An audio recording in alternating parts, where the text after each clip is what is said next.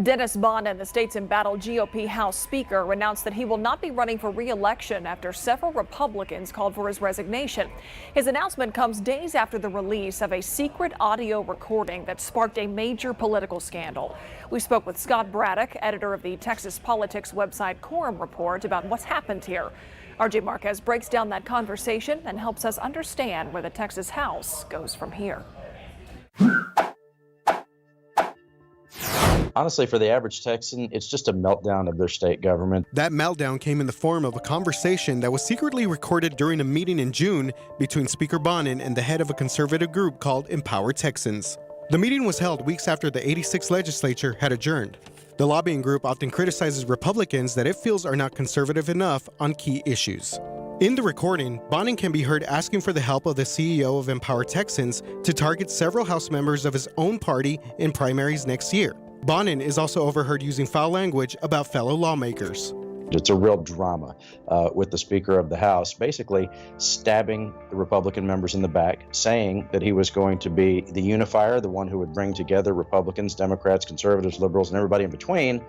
And it turns out he was in his office plotting against members of his own party. In that recording, Bonnen also suggests he can provide Empowered Texans with media credentials for access to the House floor in exchange for the group's help, an act that is being investigated by the Texas Rangers. The illegal quid pro quo, if there is one, would be that the Speaker was offering, basically he's soliciting a bribe. And it's been the Texas House position that big political contributors should not be right there with direct access to lawmakers, looking them in the eye while they're deciding what laws you and I have to live under.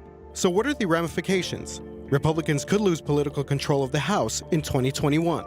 And so this is kind of damaging to the Republican Party going into what's going to be a really competitive year where, Democrats may be ascendant. And so this idea that they could be united and talk about the great results they get when they're not fighting with each other was the message they really wanted to have going into 2020, but they can't do that as much now. For now, Bonnen will serve the rest of his term as Speaker.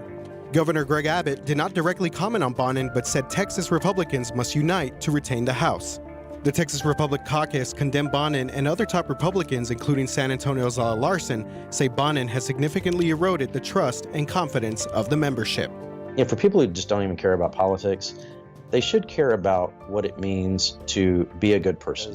The correct analogy is it's like a man who cheats on his wife and then tries to say, but I only did it once. Sometimes you can put that back together. Most of the time you cannot. Bonnen succeeded San Antonio lawmaker Joe Straus as Speaker of the House. Voters will vote on a new state rep during the 2020 elections, but a new House Speaker won't be decided until the legislature reconvenes in January of 2021.